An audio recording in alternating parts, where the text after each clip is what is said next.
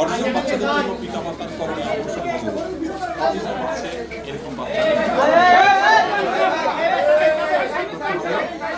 খবর এবং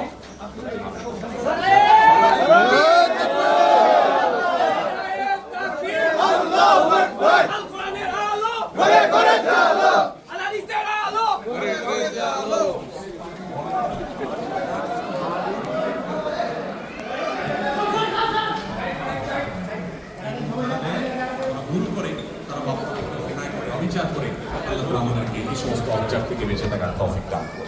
আমরা এই সমস্ত অন্যায় কাজ করবো না, ঠিক আছে তো ইনশাআল্লাহ? জাযাকুমুল্লাহ খাইরান। মাশাআল্লাহ, আমাদের শেখ মিজানুর রহমান আজহারী হাফিজাহুল্লাহ চলে আসছে। নারায়ে তাকবীর, আল্লাহু আকবার, নারায়ে তাকবীর, আল্লাহু আকবার। সবাই বসে যাই, বসে পড়ি সবাই। আলহামদুলিল্লাহ, শেখ চলে এসেছেন, শেখ তার বক্তব্য রাখবেন ইনশাআল্লাহ বিইذنিল্লাহ। আমরা এখানে বক্তব্য শেষ করছি। আমার শেষ প্রশ্ন আমি এটা উত্তর দিয়ে শেষ করছি।